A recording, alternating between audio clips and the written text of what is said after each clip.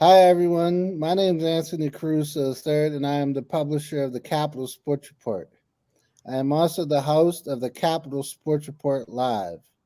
As always, I am joined by longtime sports journalist Susan Wade, who writes for Thoughts Racing, Speed Sport News, Auto Week, and Competition Plus. And tonight we are joined by author Randy Cannon. He's the author of two books. One is here, the Caesars Palace Grand Prix, Las Vegas, Organized Crime, and the Pinnacle of Motorsport. And secondly, the second book is Stardust International Raceway, Motorsports Meets the Mob in Vegas from 1965 to 1971. Welcome to the show tonight, Randy. Thank you very much for having me. Very nice to see you, Anthony. Susan, thank you. Let's start with your latest book. It's the Caesars Palace Grand Prix, Las Vegas, Organized Crime, and the Pinnacle of Motorsports. Your book has taken on a whole new relevance with the recent announcement that Formula One is coming back to Las Vegas next fall in November. And we can talk about that upcoming race in a few minutes. But back to your book. What's surprising is that your research didn't start in Las Vegas. It actually started clear across the country. Could you talk about that? Yeah, I'd love to. It really that question kind of frames the overall timeline of the book. I knew I had a story in Las Vegas, and I knew it involved Caesar's Palace, and I knew it involved Formula One. And I thought to really do this story justice, to truly explain how that Caesar's Palace Grand Prix came together, I wanted to understand the origins of Caesar's Palace, and I wanted to understand the origins of Formula One in America. And both of those aspects of the story took my research to upstate New York, specifically Watkins Glen, and about 45 minutes down the road in Appleton, New York, which there was an event in, I think it was 1957, a pretty infamous gathering of organized crime figures at a hilltop estate of a well-known mobster of the time, and that organized crime event, basically a corporate strategic retreat, if you will, of organized crime at the time, that really defined the American awareness of La Cosa Nostra, the mafia, and the broader organized crime syndicate right down the road, Watkins Glen, and Formula One ran there for 20 years. So I was kind of struck by the geographical closeness of the two. But then also in the early days of the Watkins Glen Grand Prix Corporation, their security officer actually had investigated that crime retreat host for murder back in his law enforcement days. And he'd also worked on a congressional organized crime committee that kind of touches both the Caesar's Palace storyline and the former Stardust International Raceway storyline. So there was quite a bit to work there. And yeah, what is that, 2,500 miles away from the event?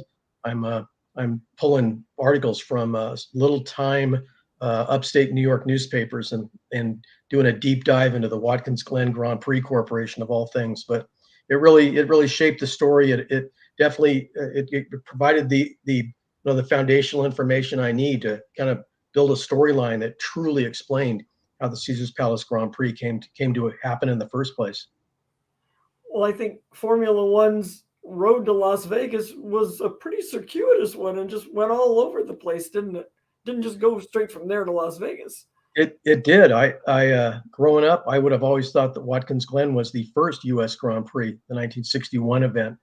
But the first U.S. Grand Prix, Formula One Grand Prix, was actually at the old air base at Sebring, Florida, and I believe the promoter's name was Alec Ullman. He was pretty involved in Sports Car Club of America at the time. And then the second one was, again, all the way across the country at Riverside. And this is 1960. Riverside is only like 2 years into its own lifespan. So it was really interesting learning about the early days of Riverside. Formula One right there in Southern California. It's never been back. And Yeah, so there was a bit of hopscotching of the research and bringing this concept of Grand Prix motorsport into America, Sebring, Florida, Riverside, California, then up to Watkins Glen, then to Caesar's Palace, and pretty much simultaneously to Detroit. And I'm sorry, forgot Long Beach. Forgot about that. Yeah, all over the place. It's funny. I know I'm jumping ahead a little bit, but it's funny to hear people talk about what a novel concept of 3 Grand Prix events in a single country, and good Lord, we're racing on the west coast of the country when it comes to Las Vegas for 2023, but it has been on the west coast before, Formula One motorsport, at 2 different venues in California. So it's interesting to see the conversations 30, 40 years after those Riverside and Long Beach stands. And this, I guess I had forgotten about it. The Dallas and Phoenix and of course now Austin, Texas. So it's been in the Southwest as well. I mean, Southern California, yes, but the Southwest. So there was a one and done Dallas Grand Prix, Formula One, the cars and stars of the mid '80s Formula One circuit, Dallas, Texas. A really poorly executed Grand Prix. I think it was another one of the proverbial 3-year deals that lasted 1. I think Phoenix was a 5-year deal that I think lasted 3. And it's interesting the people that kind of ran through those events too. I don't know if we have time to talk about it, but sure. Jack Long, who he was a sponsorship salesperson for the Long Beach Grand Prix in its earliest days for the Long Beach Grand Prix Corporation. He promoted. He worked in the promotion of all 4 Caesar's Palace Grand Prix events, the Formula One and the Kart IndyCar events, 81 through 84. He then was the promoter, in fact, of the Phoenix Formula One Grand Prix. And what would it be? 3, 4, 5 years later, he's the president of the IRL, the Indy Racing League, for Tony George. Just a really interesting path through motorsport. Just as one example. Chris Pook was another one, right? Yeah, Chris Pook, essentially the founder of the Long Beach Grand Prix, and he was involved in 3 of the 4 Caesar's Palace Grand Prix events. A fairly highly compensated Grand Prix consultant. He's named right in the program. And then what was it? Roughly late 90s, he's the president of Kart Championship Auto Racing Teams. Another one of those just really prominent names in the evolution of American motorsport. And sometimes the travels are just fascinating of these people that created these events and championed these series, and they wound up in a few places, that's for sure. Well, and it's really funny too, because in 1981, when they had the first F1, that like the Caesar's Palace Grand Prix was for the first 2 years was a Formula One event. Then the next 2 years, 83 and 84, it was a kart race. They were kart races. So, but by 1981, I was starting a family, and Anthony wasn't even born yet. So, but even by then, organized crime had already had its hooks in the area and in motorsport. It was tangled up with motorsports by then. So, and that's funny because Las Vegas isn't a city known for a lot of stick and ball sports, or any sports for that matter. I mean, that's not what it's known for. So kind of weird how it was already cemented by 1981, by the time the first Caesar's Palace Grand Prix came up, right? Very definitely. Organized crime pretty much built the city, pretty much developed the city. Not so much the mafia, but the broader organized crime syndicate, the coalition of all of these families and to some extent corporations.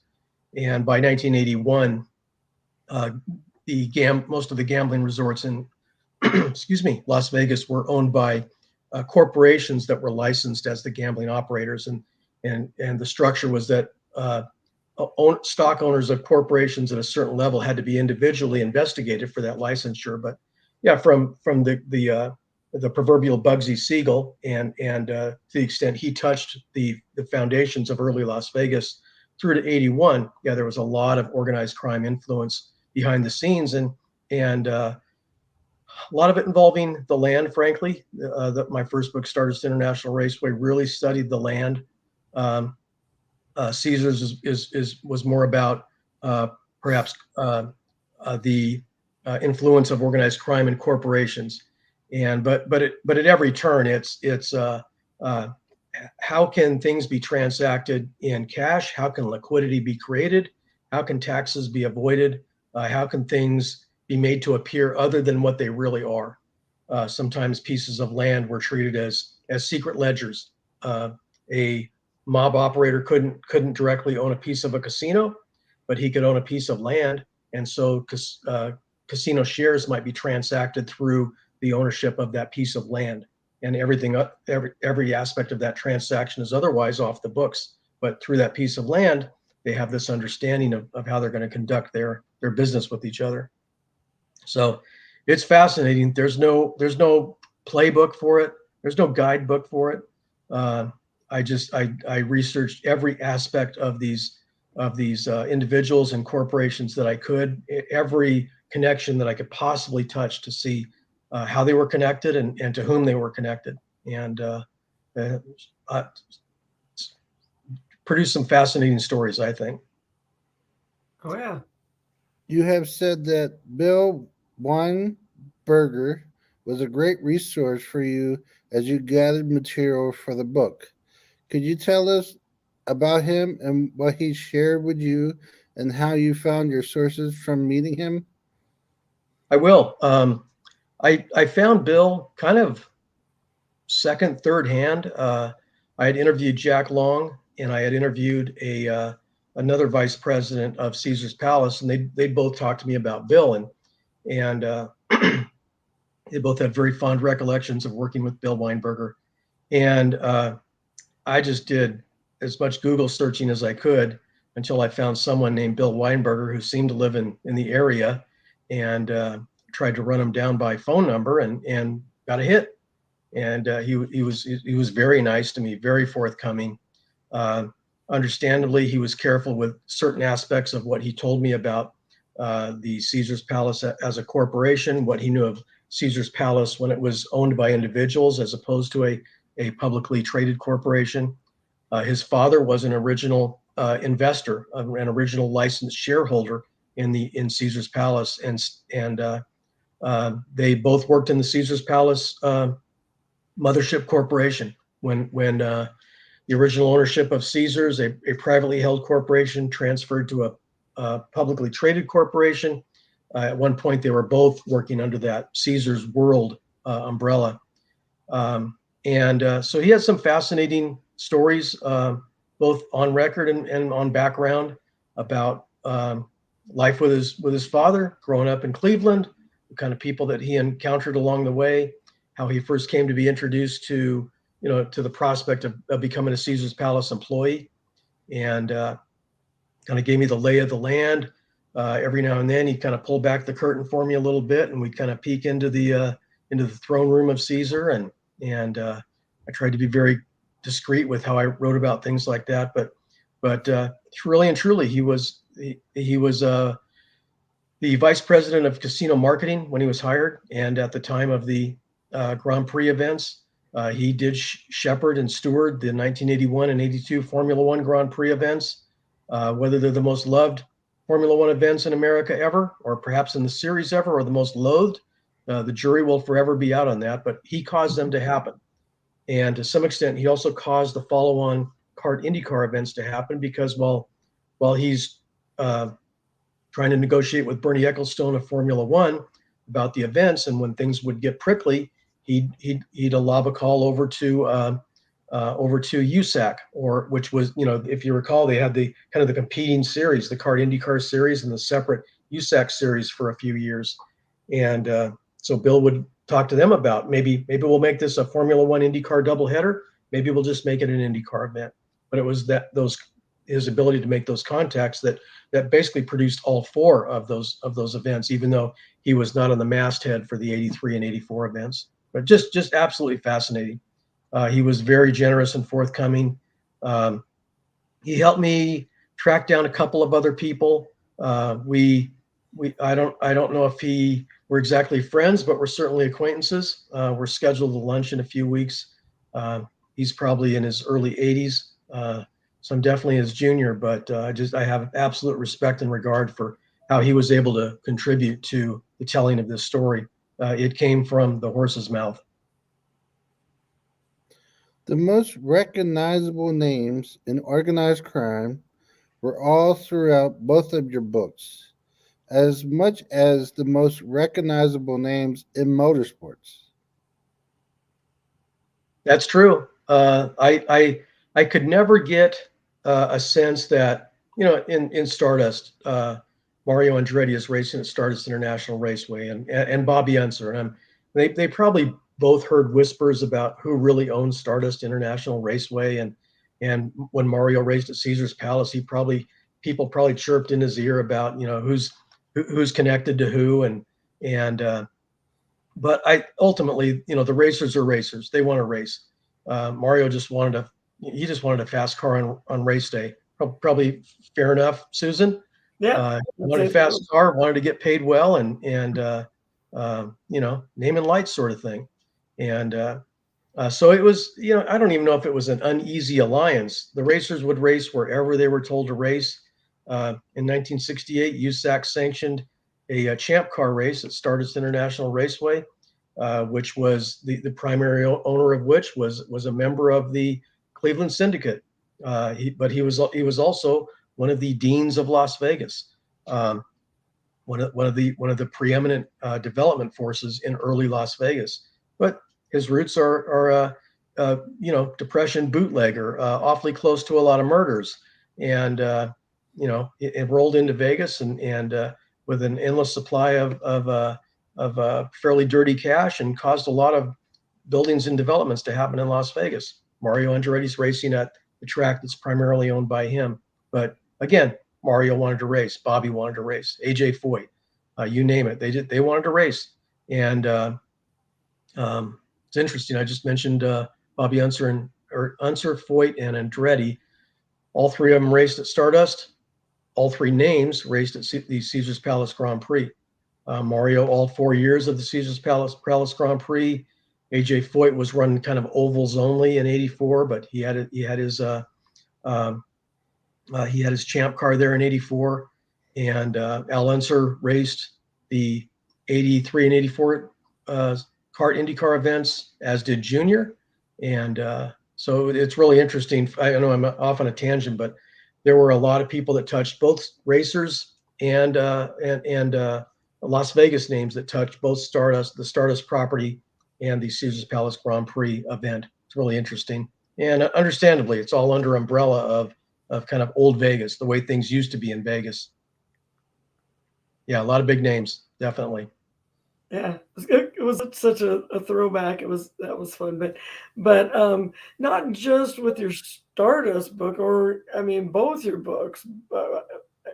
It struck me with your Stardust book first, but then with the Caesar's Palace, how intricately detailed your work is. It's like it belongs in a state museum. It's not just on a library shelf. It belongs as it's a history book. But it's like, did you start thinking, oh, I'll take a little spade and turn a little dirt, and you ended up with shovels full of juicy material? In Las Vegas, you might find a body. You never know. There's still a lot of desert in the valley. I always wonder, it is the way things used to be, and it wouldn't surprise me if it's still the way some things get solved. But with Stardust, I didn't know what I was heading into. I knew there was this presumed relationship between the Stardust Hotel and Casino, which was the resort, the property, if you will, that became the basis of the movie Casino, even though it was renamed as the Tangiers in the movie Casino. And I knew I wanted to do something with Caesar's Palace, but it's Las Vegas. Pretty good chance somebody's name is going to wind up in an FBI report.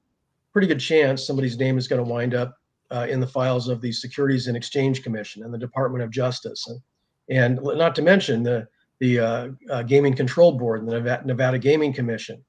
And so I did what I could to research every resource available in Las Vegas. That can be like shooting fish in a barrel, or so it seems. And certainly with older Las Vegas, the Cleveland racketeer I mentioned,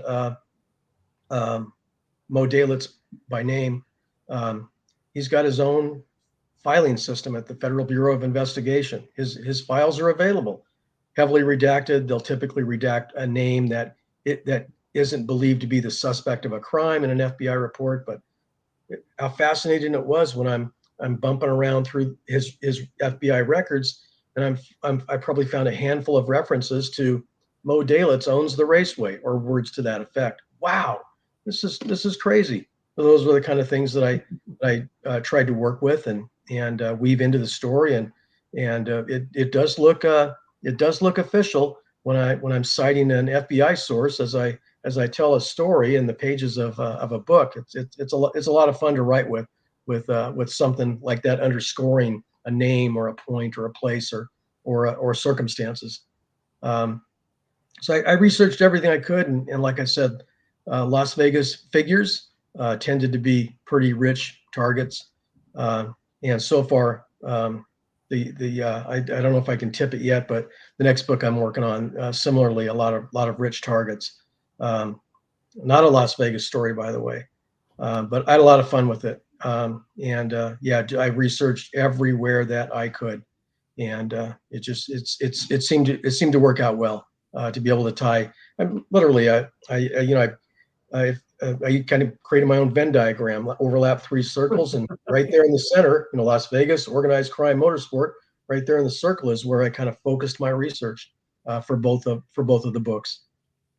I could write a lot of things, but I don't think I could write that stuff, because I think it's a superhuman feat for you that you even could keep all this stuff apart, sorted out, because there's just lawsuits on top of lawsuits on top of DOJ investigations on top of, just all kinds of crazy legalities, I guess, and how you sorted all that out that's superhuman. Not anybody could just do that, That's awfully nice. It was challenging, but I got to a point where I started to have fun with it. If I can find person A doing something motorsports related on one day and person A doing something Department of Justice related on the next day, well, it's fun to write about that dichotomy, that tension between these two aspects of this person's life and their business. And on the one side, we probably know what was going on. On the other side, we probably didn't know what was going on. So it's really fun to write that tension. Had a lot of fun with it. It was inevitable that Formula One and kart would find their ways to Las Vegas. Was it destined to become involved in the Las Vegas scene at some point in your mind? That's a good question, Anthony. Really good question. I've pondered that a few times. Was Las Vegas enough of a population center and enough of a destination that such things would be inevitable? It's a little bit hard to come to a conclusion. The origins of kart and IndyCar, the old AAA Champ Car series, they first came to Las Vegas in 1954. There was a 1-mile thoroughbred racetrack here at the time called Las Vegas Park, roughly where the Las Vegas Convention Center is right now. And the last year of the AAA Champ Car Series raced there in 1954. Jimmy Bryan won the event. Jimmy Bryan won the championship. I remember I found a piece from Jep Cadieux in Speed Sport News, and it's his op-ed piece, probably weekly, and he's going in on what happens if the gamblers try to get their hooks into the race car drivers and try to put money in front of them to throw a race. And he said words to the effect that I hope they take a wrench to them, use the tools of the trade on those gamblers, show them how it's going to be. It was really a really funny, funny now, maybe not funny at the time, but so it's been here at least since that long, 1954. The USAC Champ Car Series came back in '68, so there was always a connection. All kinds of points of connectivity. Mario Andretti always enjoyed his trips to Vegas. He tested the Ford, wasn't the J car, it was the G7, their Can-Am hopeful. He came here for a summer test in 1967. It was a popular testing destination. So there's always been different points of connectivity. Bobby Unser loved to fly in and have fun in Vegas, whether he was racing or not. It's easy to kind of separate, compartmentalize professional sports from Las Vegas, but they've been kind of overlapped for a while. And Susan, you mentioned stick and ball sports. Up until the Vegas Golden Knights of the National Hockey League and the Las Vegas Raiders, now Las Vegas Raiders of the National Football League, there were no premier level professional stick and ball sports here. There were a few efforts at like B and C level stick and ball sports. Even as recently as when I was writing the intro for Stardust International Raceway, I had to acknowledge that finally premier level stick and ball sports are going to be here. Premier level motorsports has been here for, gee whiz, going on 70 years now. And with the development of Las Vegas Motor Speedway in basically the mid 90s, it'll be here forever at this point. Formula One might come and go again, probably, maybe, who knows? But yeah, it's been on the landscape for quite a while. Just interesting how it kind of came and went. What series came here, what series didn't, and who the people involved were. And I'll always go back to Jeff Cadew's comments in Speed Sport News. What a terrific insight at the time into what popular culture thought about Las Vegas and a sporting event happening in Las Vegas. It was just fascinating. Yeah, and that's funny you bring up Jeff, because Jeff and I were friends. So back 150 years ago, he's passed away now, but Jeff was one of a kind, and so I'm not surprised at all that he wrote that, just because he was very outspoken, but that was journalism back then, so that's pretty funny. But the behind the scenes from the F1 Caesars Palace races and in the kart races, were they really different? I mean, was it different wrangling behind the scenes and negotiating and doing all that? Were there two different flavors to those two sets of races? It's interesting, because it was really defined by who was assigned the race portfolio at Caesars Palace at the time. It was first assigned to Bill Weinberger, vice president of casino marketing. Caesars Palace had been trying to develop sporting events at the Caesars campus for a few years.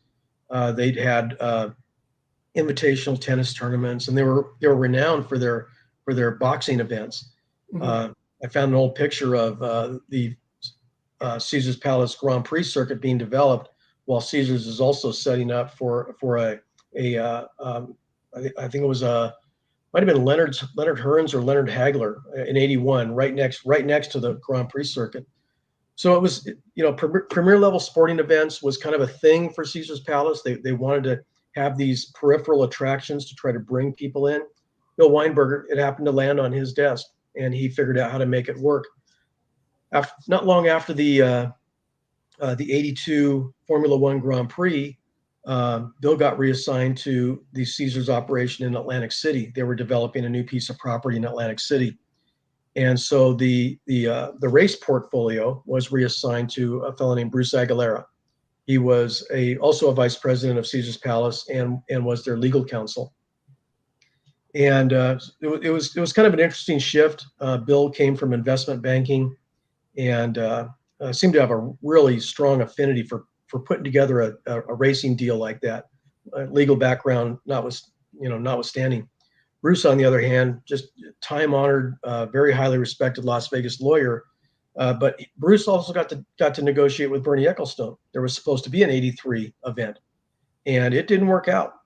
And at the time, Bernie was, he was really trying to skyrocket the broadcast audience, broadcast fees, broadcast rights, and Bruce and Bernie Ecclestone could not come to terms. And so that kind of forced the hand of Caesar still wanted to run an event. It became a IndyCar event. I believe at the time they had also negotiated with USAC to have an 83 event on the USAC calendar. USAC at the time was really struggling to put together a full year worth of schedule. And so it went to kart IndyCar, which was where the power players were at the time. And then Bruce shepherded that kart IndyCar event through to 84. And then he was unsuccessful in negotiating further with trying to remember the fellow's name, John Frasco of the CEO of kart. I believe it was John Frasco, another attorney. So it was attorney to attorney negotiating for what would have been a 1985 Caesar's Palace kart IndyCar Grand Prix. So it was really the dynamics within Caesar's Palace, whose desk it landed on, who was negotiating with whom. The IndyCar event was predicated on the really twisty, turny Caesar's Palace road course being converted to a 5-turn roval.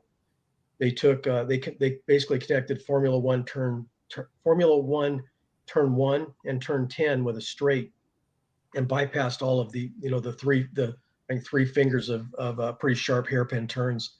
So that was the essential structural change to make that happen.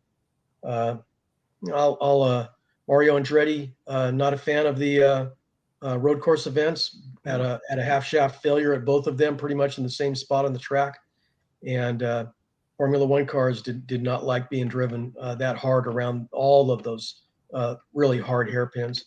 Mario Andretti loved the roval, and won the 83 event and finished second in the 84 event to claim the kart IndyCar championship. Only his second IndyCar championship. The first was 1969 when he also won the Indy 500. So it's kind of a fun set of bookends there to work with in the book. To your question, Susan, I'm sorry, both of you. Again, it was really just who were in the chairs at Caesar's Palace at the time. What kind of mood was Bernie Ecclestone in? What kind of mood was John Frasco in? And perhaps behind the scenes, what was Roger Penske doing? Kind of like that. Interesting. Before we go to the next question, Susan, you got something? Nope. Oh, No. Before No, we go I'm- to the next question, No, go I'd ahead. like to bring up this picture. And this is the new course for the announcement next fall. So, Randy, what do you make of the 2023 Formula One race that's being planned for Las Vegas next year in November? How will it be different than the 1980, 81, and 82 races? And the course will be for sure, but maybe we should ask whether anything else will be similar or different. It's going to be more differences than similarities. Very definitely. Then differences are kind of top to bottom. At the bottom right of the image, at the far right of the image, there's a green pool of water. If you can see that, that's the Bellagio fountains. Directly below that, and across the roadway that's perpendicular to the red line of the race course, that's the Caesar's Palace campus. So the Caesar's Palace Grand Prix was held on the campus, on vacant parking lot property, and on fallow dirt property further to the north. That's all been developed now. The paved area is now the Caesar's Forum Shops, a world-renowned Las Vegas shopping destination. The dirt section of where the course was constructed is now the Mirage Hotel Casino. So there's no within the perimeter of the circuit there that you have on the screen. There's no land on which to construct a temporary, let alone a permanent road course. And the 81-82 Caesars event was basically a semi-permanent track. They were able to push the parking lot off to somewhere else and conduct racing there for 4 consecutive years. And you could argue that they could have done it from 80 to 85. There's a backstory about an 1980 event that didn't happen. But one of the things that really worked against Caesar's Palace as a business trying to conduct a sporting event and make some money with it was that they were the promotional entity. It was fully branded in the Caesar's name, and they were the promotional entity. Caesar's Palace signed a contract directly with Bernie Ecclestone and FOCA to bring all those teams there for a Formula One event. The 2023 event is going to be promoted by Formula One and in cooperation with Live Nation Entertainment, very different, and Formula One / Liberty Media. And it's going to be supported by the Las Vegas Convention and Visitors Authority. The Caesars Palace event would have been on the radar screen of the Convention and Visitors Authority, but they didn't have an active hand in promoting it. And there's a consortium of resorts all the way around the 2023 circuit, the proposed circuit, that are going to be investing in support and kind of underscoring the event. They'll all take their part in the promotional efforts, and it's kind of the way things get done in Vegas now. If there's a big Vegas Golden Knights event, a lot of resorts are gonna champion the cause. This week is the NFL draft event in Las Vegas. A lot of resorts are supporting the cause and participating in the facility requirements of that event. So it'll have a lot of buy-in, and that's something that Bill Weinberger and Bruce Aguilera at Caesars Palace never got. Another vice president at Caesars Palace used words to this effect. There was no way another resort was going to support it when the only way to get to the racetrack was to walk through the Caesars Palace casino. And that was true. You had to walk into the casino first, then go out to go to the Formula One or the CART IndyCar events. It was virtually a non-starter for the competing Las Vegas properties. Other things that have changed are basically the media itself, about which we literally learned about the event. It was a socially driven launch, and social didn't exist obviously in 1981, 82, and so on. It's a product of the last 20 years, basically. The Las Vegas Convention and Visitors Authority, they had organic impressions, over 400 million organic impressions on the announcement post that originated from their platform, their Twitter platform. Well, that didn't exist in 81. There were the Caesars Palace Grand Prix attendance probably averaged 30,000 over the 4 years. Contrast that with 415 million organic impressions from social. They picked up 25,000 new followers. It was 27 million video views. So that has changed also. Formula One was broadcast rather spottily in 1981, broadcast around the globe. I saw a number the other day, like 1.7 billion Formula One fans in the world. That's about 1 in 4 global inhabitants, roughly 1 in 5, maybe. It's a staggering number. So the internet, social media, and I need to mention Netflix Drive to Survive. That's been a huge driver in the awareness of Formula One in America. It simply cannot be overestimated. Huge. And so there was never any TV-based, literally television as a piece of media based way to get acquainted with Formula One the way we can now. It's all of those things: internet, social, Netflix, Drive to Survive has just driven awareness off the charts. They're estimating 170,000 spectators for the 2023 Las Vegas Grand Prix versus 25, 30,000 on the Caesars Palace campus. So it's really and truly a global sport. 81, it was regarded much more as a European sport with a few American and Canadian and maybe South American overtures. There was no Pacific Rim Formula One at the time, let alone Russia. The Middle East didn't exist. So a lot of things have changed. Again, top to bottom.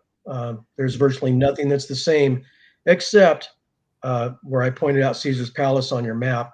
The red ribbon will go right in front of Caesars Palace, and the building that was the broadcast platform for all 4 years of the NBC broadcast platform for all 4 years of the Caesars Palace Grand Prix still stands.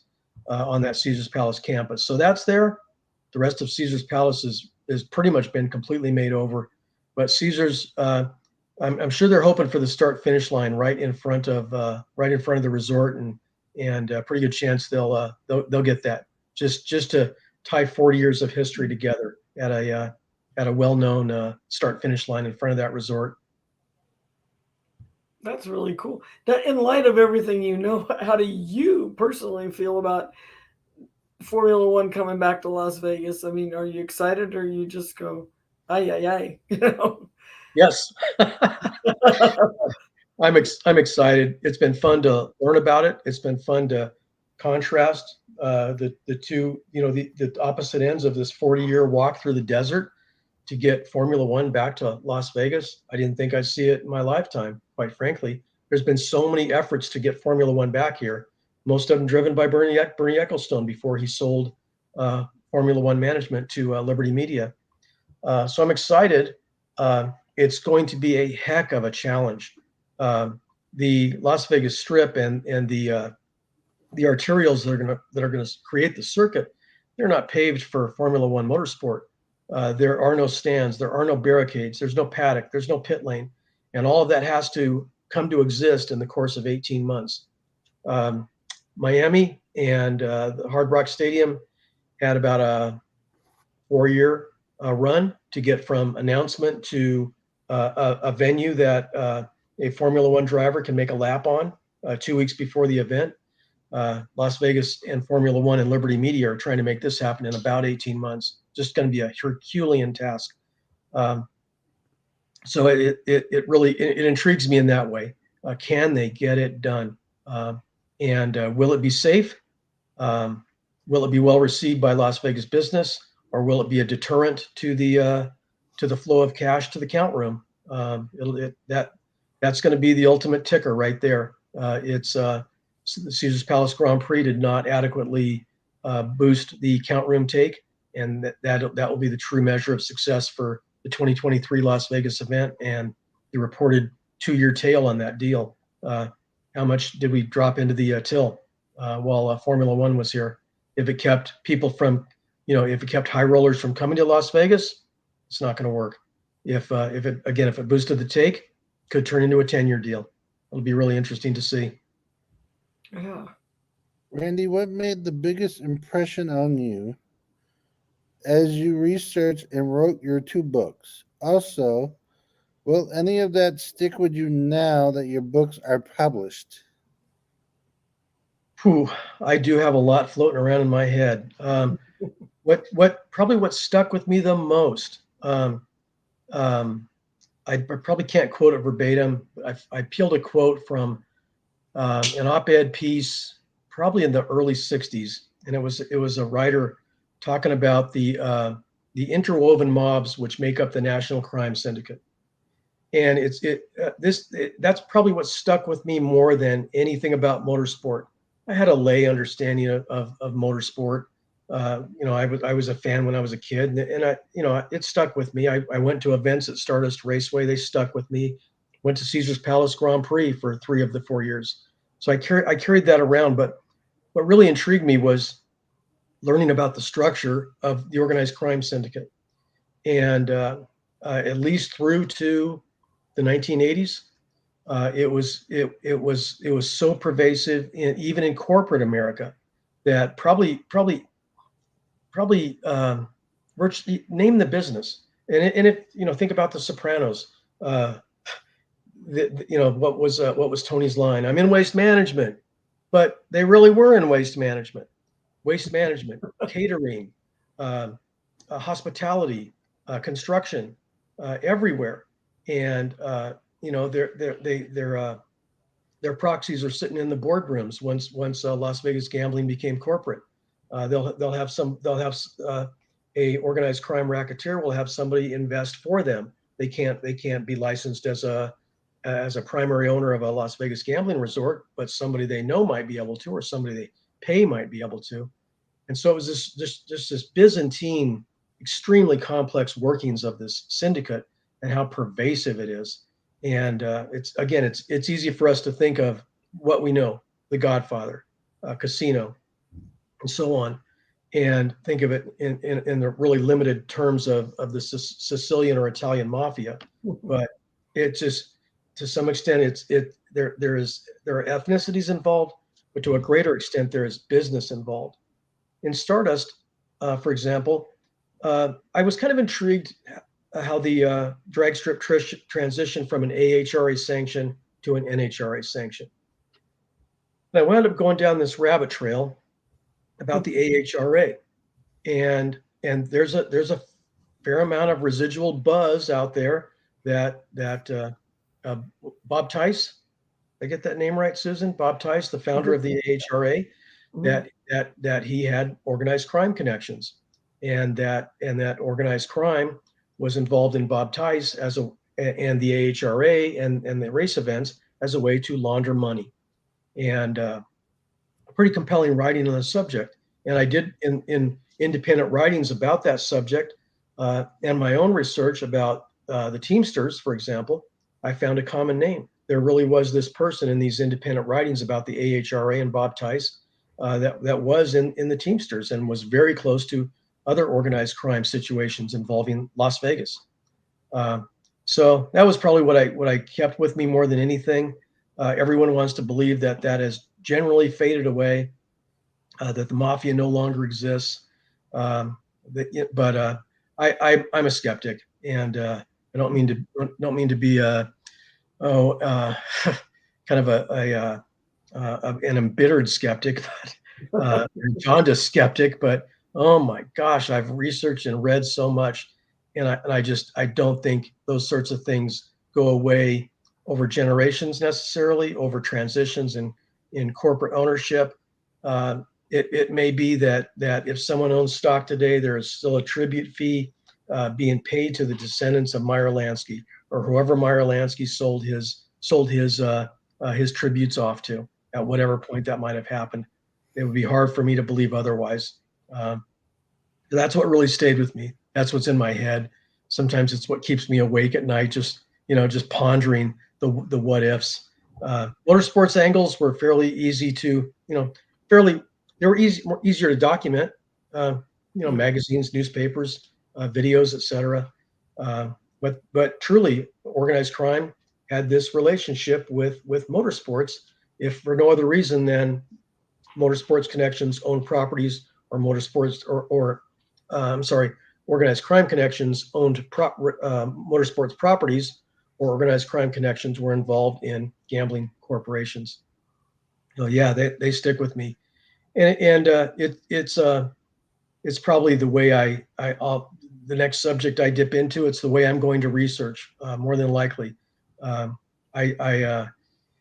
It's kind of fun to look for anecdotes. Put together a book with 20 chapters that are a particular subject's favorite 20 stories or something like that. But boy, I love this documentary, deep level research to the extent I can get access to the information. I love putting the stories together that way. And again, my Venn diagram of 3 circles and what's the sweet spot right there in the center, and that's how I want to focus my subject.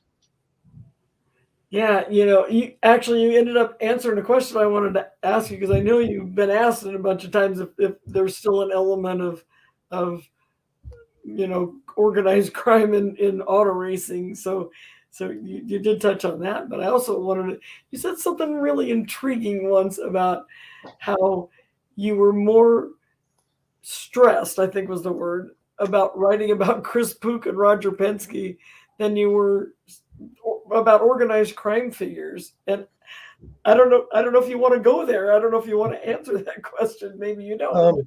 That intrigued me. What I found is the survival rate of organized crime characters is quite a bit lower than the survival rate of motorsports characters.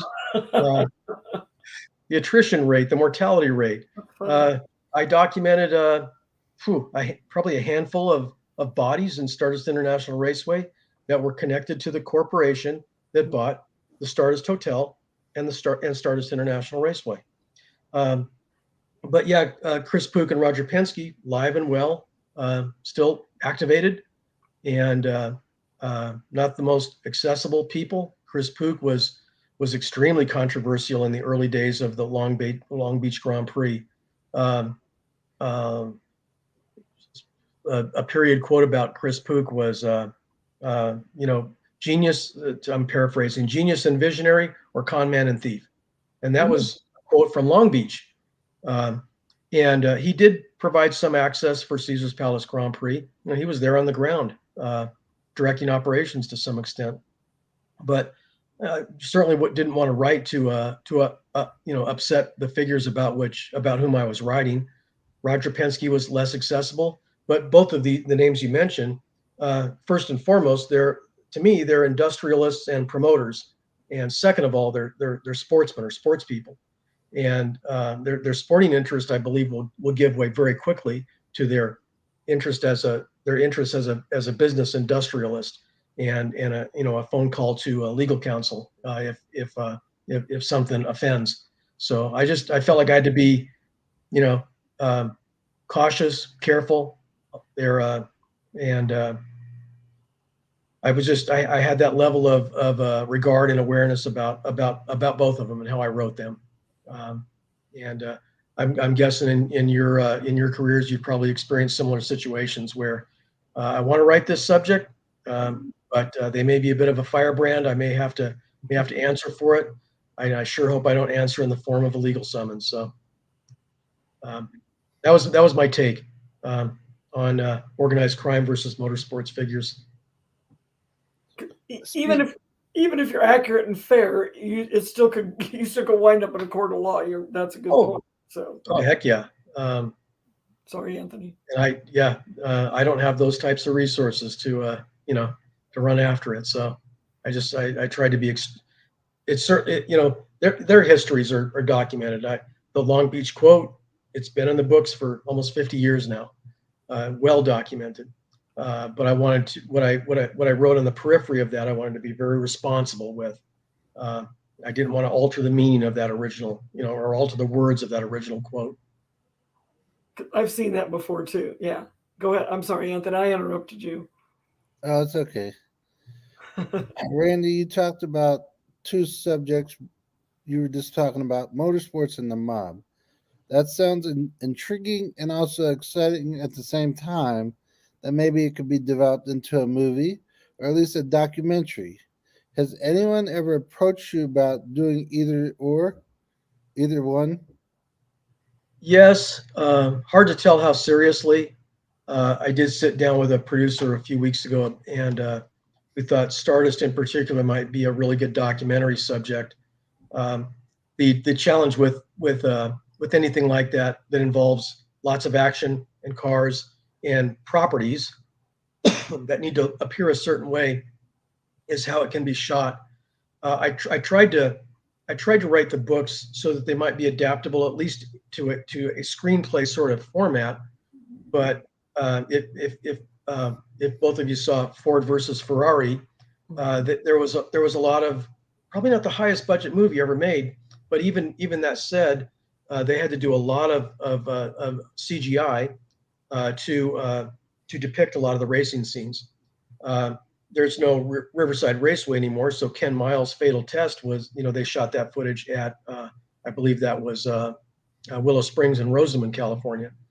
But to shoot something like that at Caesar's Palace would be difficult. To shoot something, even to depict Stardust International Raceway, and to create scenes of period Las Vegas could be prohibitively expensive. Documentary, much more doable. Period documentary, B-roll footage and historical photographs and much more doable, and maybe for Caesar's Palace as well. Yeah, who wouldn't love to see their book be made into a documentary or a narrative film or a Netflix special, but not yet. I'll keep plugging away. Do you have a third book planned? You might have hinted to us before we even went on air about a third book. I'm tinkering with a deep timeline development of how the Saudi Arabian Grand Prix came to be. The Saudi Arabian Grand Prix was first held in November of 2021, and the second edition was held in just last month, March of 2022, there was a Yemeni missile attack on the Aramco petroleum facilities within miles of the Jeddah Corniche Formula One circuit. And what that missile attack caused me to do is think back to the Saudi Arabian sponsors of the Williams team that was the 1980 world champion, Formula One world champion, winner of the 1981 Caesars Palace Grand Prix, and also 1982 world champion with KK Rosberg. So I thought, what is the 40 years of connectivity, another 40-year walk in the desert between those Formula One sponsors and the creation of the Saudi Arabian Grand Prix? And frankly, the origins are going to become a 50-year continuum from the 1973 Arab oil embargo, which I also wrote about a little bit in the storyline of Caesar's Palace. But I'll tip a little bit. The sponsors of the 81 Caesars, or the 80 through 82 Williams Formula One Grand Prix team were TAG, Techniques d'Avant-Garde, a Saudi-based company, Saudia, the Saudi national airline, a couple of industrial companies, and a company called the Bin Laden Construction Company. Those early sponsors, Formula One sponsors, got a fair amount of run in the 9/11 era and the aftermath, as you might imagine. One of the sponsors of the Williams team, fast forward 20 years, and they have people on their payroll who were part of the 9/11 hijack team, if you will, the terror team. So I don't know. I don't want to write too much about that, but I have to touch on it a little bit. But there is 40 years of connectivity that resulted in the Saudi Arabian Grand Prix, and it's a very circuitous, very involved, detailed story. Frankly, so far what I do like is it's getting me out of Las Vegas, and getting me to think more broadly and research more broadly, and develop subjects and characters that I haven't tinkered with too much in the past beyond the 81 Williams team. I did kind of ponder that the Saudi relationship in the midst of the first of all, the 73 Arab oil embargo. Saudi Arabia was the second country to join that embargo after Libya, but then also the 1979 Iranian Revolution, and how that kind of upset relations between the U.S. and the Middle East. It caused a reset of not just Iran, but the other strategic partners in the Middle East. And here in 80 and 81, there are 81 right here in Las Vegas. There's Saudi sponsors flying on that Formula One car. Just a lot of interesting contrast, dichotomy, tension, if you will. So I'm gonna see what I can do with it, and see if I can get a publisher to pick it up. So that's always the hard part. Go ahead. I was just going to ask, do you worry that your resources, if you thought the resources on the Las Vegas stuff might be hard to come by, do you worry about the fact that it's overseas, the fact that it's a more tight-lipped, community maybe over there? Are you worried about getting the information that you need? I am. I think for this one to work, I really need to have a resource or two that are truly within the sport. Bill Weinberger became part of the sport because he promoted Formula One events, but I think I need to connect with someone or someone's on a team or two to get some perspective, and even they're going to be very careful about what they say. But I'd like to have some first-person content in that regard, however light it might be. And then I think I'm going to have to get some Arabic language content, or Arabic speaker content. Someone I'm hoping I can develop some contact with someone who kind of a Middle East scholar, if you will, and kind of look at how this event came to be against the backdrop of Saudi politics and Saudi government and the Saudi royal family. It's very different than what I've been working on, but like I sort of alluded to, I'm starting out with the same sort of research methods. I want to connect the dots between this and this, and I'll probably literally draw my Venn diagram sometime soon, and see what I can get me through that 40-year walk in the desert. And I started developing chapters over the last few days, chapter themes, and I think I can produce the story, whether a publisher will be interested in it as a primarily a motorsports subject will be interesting to see. That's true. Speaking of publishers, McFarland has published both of your books. How can people find those books? I saw that they're on Amazon, so that's one spot. Where else could they find your books? McFarlandBooks.com. They've got a pretty well navigable website. They've got a search bar up at the top. You can also go to I think sports and then motorsports, and they're up near the top of the listings there. But it's McFarland books.com, and real nice people. They took a chance on me. I like to direct everybody there and get the dollars directly in their pocket. But Amazon.com is always a good book resource. If I may, Auto Books, Aero Books down in Burbank, they've got signed editions down there, and they're just the nicest people to the subject of automobilia and motorsports, and they're extremely kind to automobile subject and motorsports authors, and just really gracious hosts down there. So I like to give them a plug too, and they're autobooksaerobooks.com. You can order a signed copy right there online. I think of either book. I think they have them both. I got a quick question that Anthony did not. Oh, I'm sorry. Go ahead. As much Formula One activity has been in the United States, I don't really think it's caught on as much. I mean, pardon me. I think we're seeing, Colton Herta, seeing some IndyCar guys, maybe test, maybe take a peek at it. But Rossi was going to do it for a while, Alexander Rossi, but he changed his mind, I guess. And pardon me for coughing. But why has Formula One not caught on with American drivers? I mean, Phil Hill and Mario Andretti are the only two who have been world champs. So, why has this not been an American thing? I mean, they pack the stands at a World of Outlaws race, but not at a Formula One race. Why? I mean, and we can't forget the Indianapolis debacle as well with the tires and the whole mess the last year at Indianapolis. So why is this not a big deal in the United States still? I mean, you might get Miami. I mean, it will be interesting to see what Miami does, but have you thought about that? Why it's not as appealing to American drivers?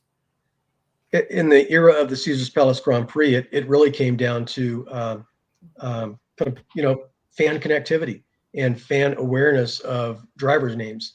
Mario was a constant at the time, but all of the Formula One names behind him, Eddie Cheever might be the exception. They just weren't well known. And at the time, 81, 82, IndyCar was the preeminent form of American motorsport. And so 83, 84, the head count at those Caesars events was greater than the Formula One events. Formula One, though, is certainly now the undisputed pinnacle of motorsport, but it's also extremely exclusive. In the 80s, it was still a European-based championship. That was its origin. The FIA and this highest level of competition in these open wheel vehicles, and but things are so different now. For all the differences that we itemized, 81, 82 Caesars Palace versus 2023 Las Vegas. I am told that 400,000 people attended the USGP at Circuit of the Americas last fall, at which the organizers of the Las Vegas Grand Prix were in attendance to talk to Formula One. And so 400,000, it might have been the highest attended event of the entire season last year. The entire Formula One season cannot be ignored. And so, it's kind of like let's shake ourselves and try to figure out why that happened. Netflix Drive to Survive goes to the top of the list. the 18 to 49 youth demographic goes to the top of the list. And it's going to be different than NASCAR and NHRA and even kart IndyCar. Although someone like Colton Herta certainly can create a lot of crossover interest. Oh my gosh, Romain Grosjean, who came from Formula One to IndyCar. Mhm. That just like Mario Andretti at the time, that ability to cross connect between the series is great for both series. And it's happening now more than it was on Andretti Autosport wanting to buy, enter Formula One. So those kinds of things are happening, and a lot of it is driven by the ability of the modern fan to connect with sport much differently than they could in the past, much differently than they even could in the timeline of the Indianapolis debacle, the tire meltdown. Things have changed so much so fast, and the fan base of Formula One has grown globally and exponentially. Just remarkable to see it. I just want to say thank you for. I loved the mob stuff aside, because I don't know anything about the mob, the alleged mob, but Allegedly. yeah, really. But just had to say that in case they're listening here. But anyway, no, I love just seeing you brought back a lot of cool names, that haven't been around in a while, but haven't seen them in a while, and that was fun to just go through the list of names and just look at the pictures, because you have some great pictures in that Caesar's Palace book, especially too. So, well, actually, both books. Thank you. So, It's yeah, about 200 images in each book. yeah, they're unbelievable, and you got some great. So I love the vintage Roger Penske. He was standing with Sterling Moss, and I'm trying to remember who the other guy in the picture was. Oh, Walt Hanston. Yeah, and I just like Roger. I would never probably. I'd have to look at it 2 or 3 times. Oh, that's a really young Roger Penske. That was funny. I don't know. I just got a kick out of seeing all those people again. So, and hear about the Clay Regazzoni's, and I mean, this is a guy who came from Switzerland, right? I mean, that's a country that outlawed motorsports after a serious accident. So, I just thought that was cool that he made a name for himself in the sport, even though it was outlawed in his country. So, Indeed. So thank you for bringing back all. That was just a fun little trip down memory lane, just looking at the names and the pictures. So thank you very much. Sorry, Anthony. You've been trying to say something. I've been talking all this time. Sorry. It's all good. Thank you, Randy, for joining us tonight. Outside of being on Facebook Live and YouTube Live right now, this broadcast will be uploaded on Rumble and also BitChute in the coming days. In addition, it will be converted into a podcast on Anchor.fm as well. Thanks again for joining us tonight, Randy. Thank you very much, Anthony. Pleasure to cross your path. Thank you so much, Susan. Look forward to talking to you again soon. Absolutely. Thank you.